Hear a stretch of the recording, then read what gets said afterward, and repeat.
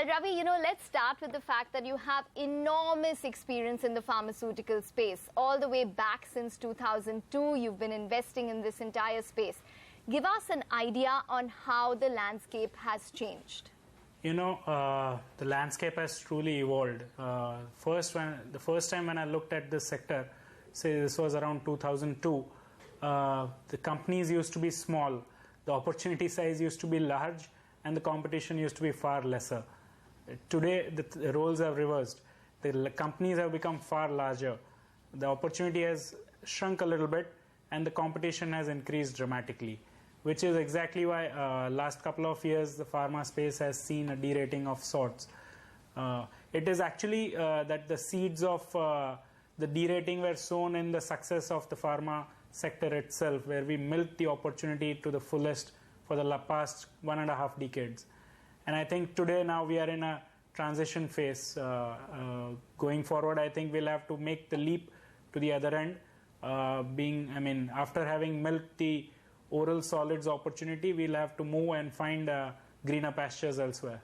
Ravi, according to you, in the past 15 years for the pharmaceutical industry, what has been the key challenge which has actually emerged, which has possibly resulted in a lot of these stocks and companies topping out?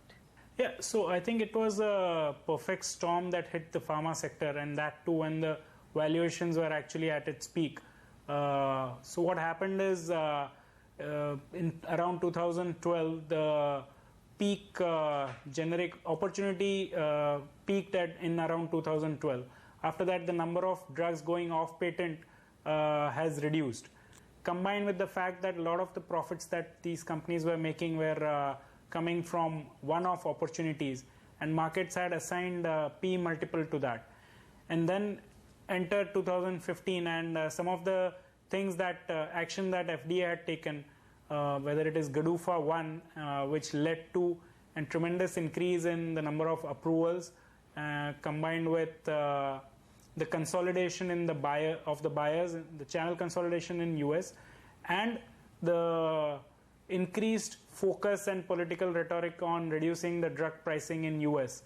All of this combined, and some more action from regulators, FDA, on the warning letters and 483s, which compounded the problems for the sector, and that's why we have seen such a wealth destruction over the last 2-3 years.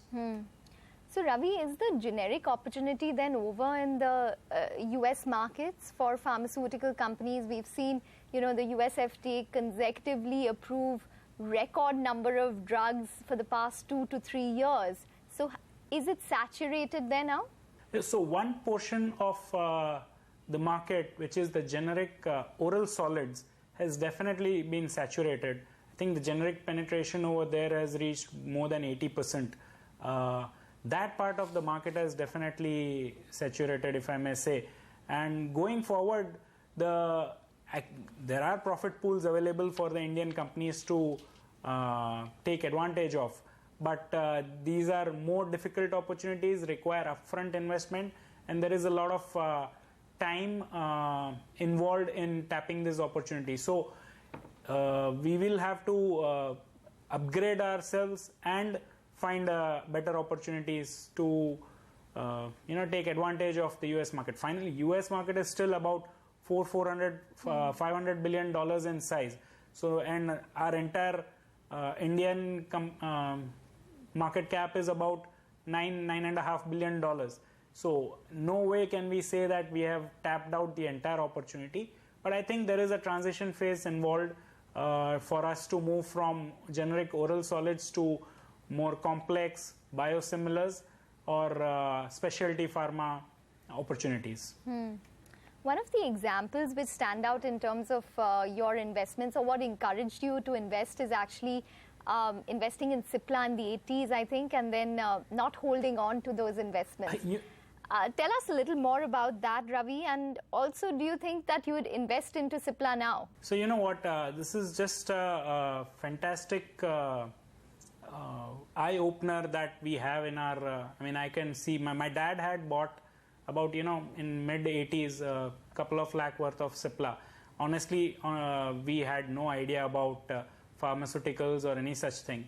But if I just do a back of the envelope calculation as to if I had held on to those shares till today, I mean, they would be worth more than 500 crores, just one particular investment.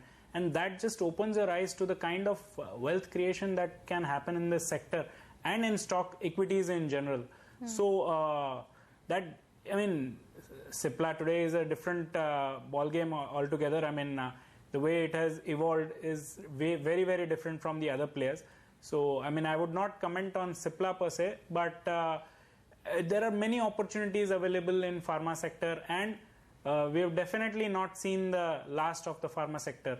Of course, I mean, as I keep repeating, maybe a year or two of more transition phase involved, and then we'll see another wealth creation round in the pharma sector as well. A lot of the companies have already created wealth. I'm assuming that when you talk about upgrade and transition, it would be probably into innovation and R&D. A select few have managed to do that, and the one which comes to mind most prominently is Biocon.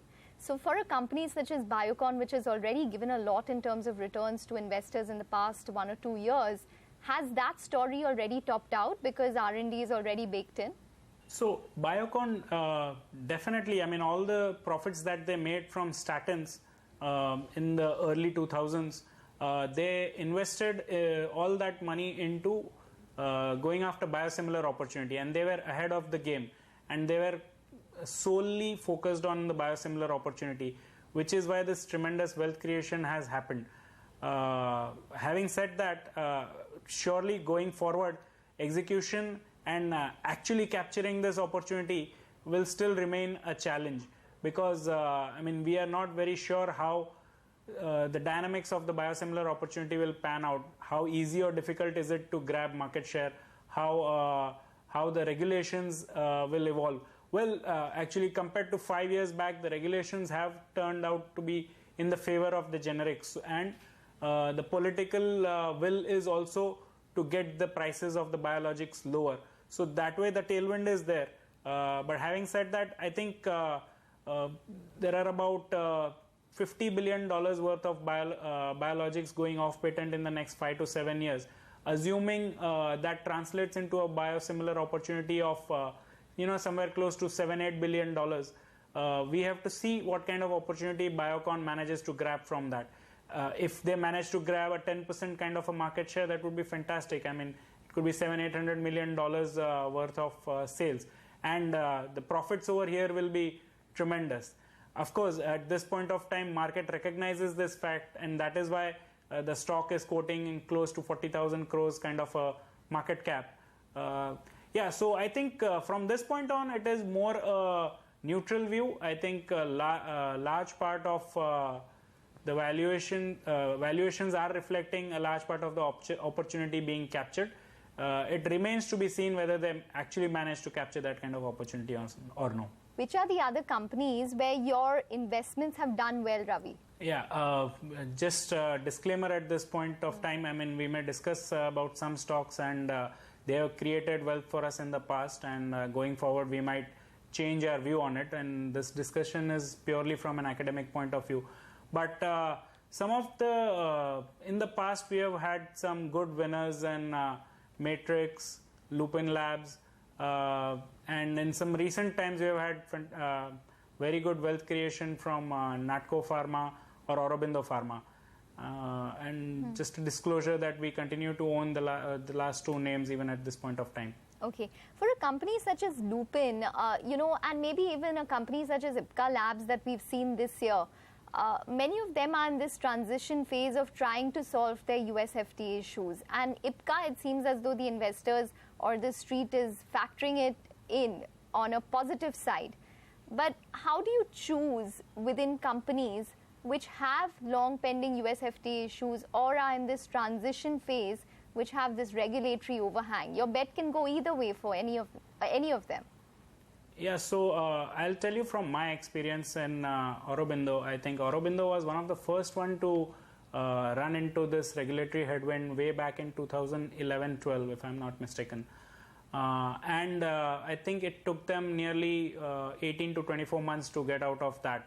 which is now in hindsight you can say that was one of the fastest. I think Divi's is the only one besides Aurobindo who has managed to get out of USFDA trouble in a shorter period than that. So if a company, my take is that you have to figure out where in the regulatory cycle are the companies, and how serious are the concerns. Are FDA's concerns more with the procedural thing, or is it a data integrity issue? If it is data integrity issue, then FDA doesn't take it very kindly, and promoters' involvement is very, very important in those companies. What we have seen is wherever the promoters' involvement reduced, they stopped going to the shop floor and they were kind of detached from the whole operations, is where these lapses have happened the most. So it is very important that the culture is driven top down from the, from the top it is driven all the way down to the bottom. It is not that USFDA is concerned with a particular instance at a particular plant. It is more that they want the Indian companies to change their culture of cutting corners. Now, India has achieved tremendous success in US. Every fourth pill sold in US is manufactured in India. So that tells you a lot. And if we are going to be that big a force in the US generic market, then we might as well, the USFDA, it is but obvious that USFDA will ensure that we upgrade ourselves. So there are a lot of companies that have managed to upgrade themselves, but wherever the issues were more to do with the culture of the company rather than the procedural thing, I think it is over there I would still remain skeptical and not give a benefit of doubt. So there is, without naming anyone, there are companies where if the issues are at more than 2-3 plants, then you can have a little bit more skeptical view of their ability to get out of the regulatory wrangle. Okay. Yeah, so you have to judge whether they will be able to get out of the regulatory issues and how long they will take and what is the market factoring in. And again, combined with the fact that how much of the future pipeline will be damaged because of the regulatory issues. If they manage to come out unscathed and they still have a good pipeline ahead of them, then I think those are really fertile ground for you to be that's where the ideas will emerge out of. Because it so happens that market factors in the worst. Okay, that point is taken. So basically a company which has system-wide issues when it comes to the USFDA would be something which you need to tread with caution. But Ravi, if we were to have this conversation about pharmaceutical industry, say 3 years down the line, a medium-term view, where would we be, and which are the companies that you think would be probably most fit to succeed? So, as I mentioned earlier, when I started tracking this sector, these companies used to be small, and now they have become quite large. So there is a far more nuanced view that one needs to take while investing in the pharma sector now. There are certain companies that are adopting the last man standing approach, where their strategy is not to be the first one in the para 4 queue and try to make that supernormal profit for a short period of time.